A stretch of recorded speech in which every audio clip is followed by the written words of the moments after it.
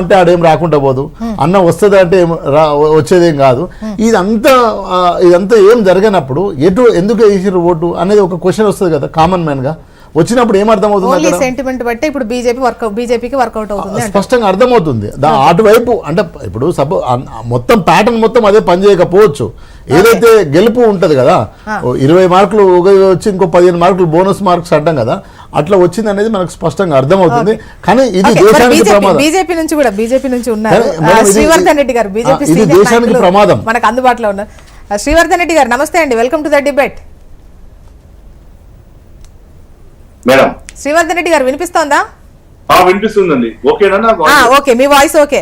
చెప్పండి, యాక్చువల్ గా మీ ఫిగర్ 350 దగ్గర ఉండే 280 దగ్గర ఆగినట్టు అనిపిస్తోంది మేడం. అంటే మీరు అనుకున్న అంచనాలు అందుకోలేనట్టు అనిపిస్తుంది. అంటే ఖచ్చితంగా గట్టెక్కుతారు, కానీ మీరు ఏదైతే అప్కి బార్ 400 పార్ అని అన్నారు, అక్కడికి రీచ్ అయినట్టు మాకైతే అనిపించట్లేదు. మరి అదే అడుగుతున్నా.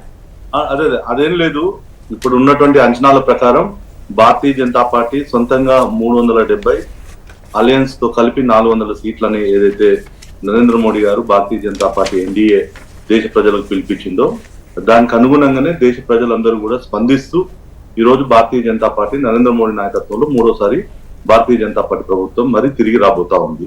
దీంట్లో ఎలాంటి సందేహం లేదు. ఇంకొక గంట మీకు ఒక 2-3 గంటల్లో దీనికి సంబంధించినటువంటి ట్రెండ్ అనేది మనకు పూర్తిగా అవుతుంది. అదేం ఇబ్బంది అయితే లేదు.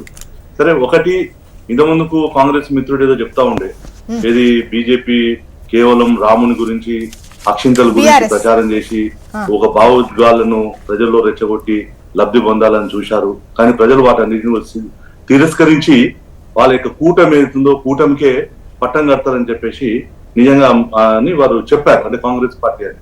సో మేమేమంటున్నాం, మేము చెప్పింది మొదటి 5 సంవత్సరాలు మోడీ గారి పరిపాలన, రెండోసారి 5 సంవత్సరాల పరిపాలన, ఈ దేశాన్ని తీసుకుపోయిన అభివృద్ధి గురించి, ఈ దేశంలో తీసుకొచ్చిన రిఫార్మ్స్ గురించి, ఈ దేశంలో ఆటవికంగా ఉన్నటువంటి అనేక చట్టాలను మార్చిన దాని గురించి మేము ఇవన్నీ ప్రజల ముందు ఉంచాం. సో ఒక వికసిత్ భారత్ మరి 2047కు ఈ దేశం అభివృద్ధి చెందిన దేశం అనేటువంటి ఒక ప్రణాళికతో మేము దేశ ప్రజల ముందు మా ఎజెండాను పెట్టాం. దానికి దేశంలో ఉన్నటువంటి యువకులు కావచ్చు, మహిళలు కావచ్చు, గ్రామీణ ప్రాంతంలో ఉండే రైతులు కావచ్చు, దేశంలో అలా మీరు ప్రజలు పాలన వేస్తే గనక మీరు అనుకున్న అంటే ఒక్క బీజేపీకే 370 రావాలని మీ టార్గెట్, మొత్తం ఎన్డీఏ మొత్తం కలుపుకుంటే 400. అవునండి, అది దాన్ని మేము చేరుకుంటామని అనుకుంటున్నాం మా లక్ష్యాన్ని. ఎందుకంటే బీజేపీ అంటే ఎర్లీ ట్రెండ్స్ లో 280 ఏదో ఉన్నట్టుంది మీది.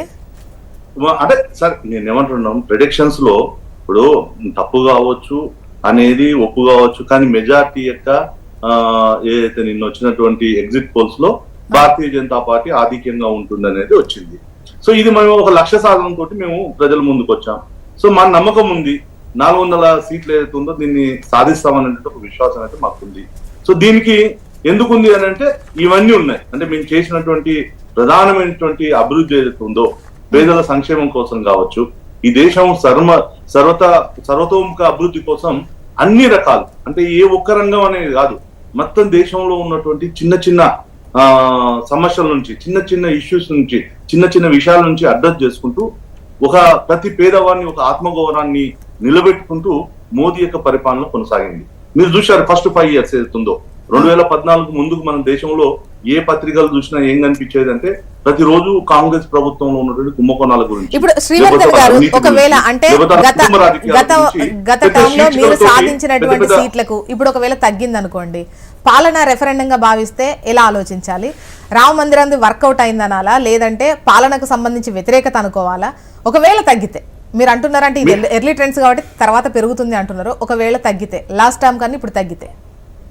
ఒకటండి, నేనేమంటున్నాం, ఈ రోజు రామ మందిరంలో కూడా దేశ ప్రజలు 140 కోట్ల మంది ప్రజలు, ప్రపంచవ్యాప్తంగా ఉన్నటువంటి హిందువులందరూ కూడా ఇక్కడ అయోధ్యలో రామ మందిర నిర్మాణం కావాలని చెప్పేసి ఒక బలమైనటువంటి ఆకాంక్షను గత 500 సంవత్సరాలుగా వ్యక్తపరుస్తూ అనేక మంది పోరాటాలు చేస్తూ అనేక మంది యొక్క బలిదానాలతోటి దేశానికి స్వాతంత్రం వచ్చిన తర్వాత 1000 ఏళ్ళు బానిసలో ఉన్నటువంటి మనం వచ్చిన దేశానికి స్వాతంత్రం వచ్చిన తర్వాత కూడా ఈ మెజారిటీ ప్రజల యొక్క మనోభావాలకు అనుగుణంగా ప్రభుత్వాలు చేకూర్చలేదనేది ప్రజల్లో ఉన్నటువంటి మనం చూశాం. సో ఆ యొక్క మనోభావాలకు, ఆ నమ్మకాలకు, ఆ విశ్వాసాలకు అనుగుణంగా మోదీ ప్రభుత్వం అది ఒక న్యాయస్థానంలో